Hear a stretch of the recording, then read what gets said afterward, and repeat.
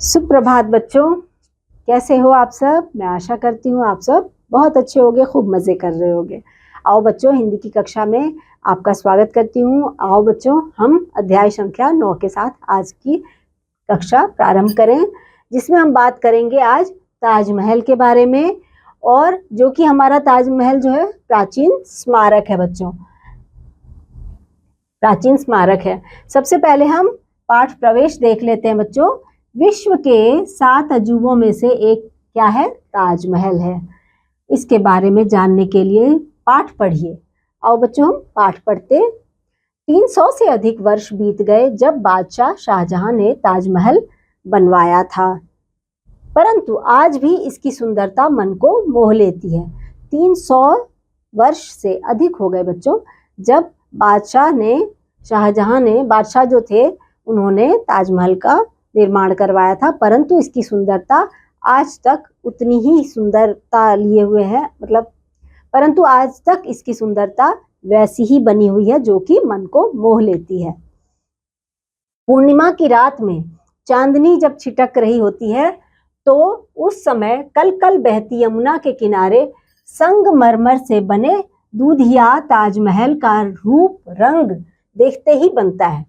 जब चांदनी की रात होती है, यानी पूर्णिमा की रात होती है बच्चों, उस रात जब ताजमहल जो है ना वो यमुना नदी के किनारे पर बना हुआ है, तो इसीलिए जब चांदनी उस पर पड़ती है ना, यमुना के जो कलकल बहती हुई यमुना नदी का जल होता है उस पर, तो ये हमारा संगमरमर से बना दूधिया ताजमहल जो है उसका रूप रंग और भी देखते ही बनता है बच्चों। मोती की तरह दमकता हुआ ताजमहल आज भी विश्व की आश्चर्यजनक इमारतों में से एक है, जिसे देखने के लिए अनेक देशों के लोग भारत आते हैं। अनेक देशों के लोग हमारे ताजमहल जो कि इतना खूबसूरत है उसे देखने के लिए भारत आते हैं बच्चों, हमारे देश आते हैं। मुगल बादशाह शाहजहां अपनी बेगम मुमताज महल को बहुत बहुत प्यार करते थे। उसी की याद में बादशाह ने यह ताजमहल बनवाया था बच्चों। एक बार बेगम मुमताज महल बीमार पड़ गईं। बादशाह ने दूर दूर के वैद्य और हकीमों को उनके इलाज के लिए बुलाया। जब एक बार उनकी बेगम बीमार पड़ गई थी ना बच्चों, तो बहुत दूर दूर से उन्होंने कई वैद्यों को बुलाया, परंतु बेगम की दशा सुधरने की जगह बिगड़ती ही गई। यहाँ तक कि स्वयं मुमताज बेगम को भी अपने जीवित बचने की आशा न रही, परंतु उनकी तबीयत बच्चों सही नहीं हो पा रही थी, और ऐसा होते होते बेगम जो थी मुमताज महल, उन्हें खुद भी लगा कि अब मेरी तबीयत सुधरने वाली नहीं है। एक दिन बादशाह शाहजहां चिंता में डूबे बेगम के पलंग के पास बैठे हुए थे। जब एक बार वो अपनी बेगम के पलंग के पास बैठे हुए थे शाहजहां, तो बेगम मुमताज महल ने शाहजहां से कहा, बादशाह हुजूर, आप मेरी एक बात मानेंगे? बेगम ने कहा शाहजहां से कि बादशाह हुजूर, आप मेरी एक बात मानेंगे? ऐसे पूछा। तो बादशाह ने उनसे कहा कि तुम्हारे जीवन के लिए मैं सब कुछ करने के लिए तैयार हूँ। उन्होंने कहा कि हाँ, मैं तुम्हारे जीवन के लिए, यानी तुम्हारी तबीयत सुधर जाए, तुम्हारा जीवन अच्छा हो जाए, उसके लिए मैं कुछ भी करने को तैयार हूँ। बेगम ने कहा, मैं चाहती हूँ कि मेरे मरने के बाद मेरा मकबरा ऐसा सुंदर बने जैसा संसार भर में कहीं ना हो। उन्होंने कहा कि मेरे मरने के बाद मेरा मकबरा जो है वो इतना खूबसूरत, इतना सुंदर बने जैसा संसार में कहीं ना हो। बादशाह शाहजहां ने बेगम की इच्छा पूरी करने का वचन दे दिया। बादशाह शाहजहां ने उनका वचन पूरा करने का वचन दे दिया। यही वह ताजमहल है, यही वो ताजमहल है बच्चों, जिसे शाहजहां ने बेगम मुमताज महल की याद में बनवाया था। वास्तव में ऐसा सुंदर मकबरा संसार भर में अन्य कोई नहीं है। इसे बनवाने के लिए करोड़ों रुपए खर्च हुए थे। इसमें बच्चों बहुत बहुत पैसे खर्च हुए, करोड़ों रुपए खर्च हुए थे, और इसके जैसा सच में पूरे संसार में कोई भी मकबरा नहीं है इतना खूबसूरत। और लगभग 20 वर्ष का समय भी लगा था इसे बनाने में, बहुत लंबा समय लगा बच्चों। हजारों मजदूर, कारीगर और इंजीनियर इसे तैयार करने में वर्षों लगे रहे। इतने सारे कारीगर और इंजीनियर और मजदूर 20 वर्ष तक इसमें काम करने में लगे रहे, तब जाकर हमारा ताजमहल तैयार हुआ। एक बड़े चबूतरे पर गुंबददार ताजमहल खड़ा है। चारों कोनों पर ऊंची ऊंची क्या बनी हुई है? मीनारें बनी हुई हैं।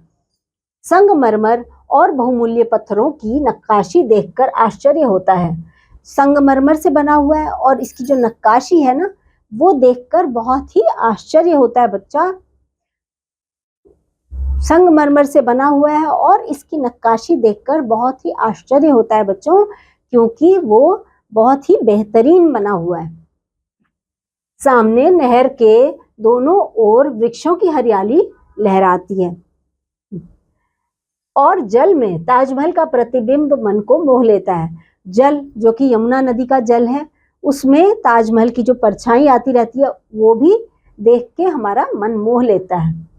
रंग बिरंगे फूल, मखमली घास और फव्वारों के दृश्य बहुत ही सुंदर लगते हैं। आसपास रंग बिरंगे फूल हैं, मखमली घास है और जो फव्वारे हैं जिसमें पानी ऐसे ऐसे उड़ता रहता है, उछलता रहता है, वो फव्वारे भी देख के हमें बहुत ही खूबसूरत वहाँ का दृश्य नजर आता है, बहुत ही सुंदर लगता है हमें।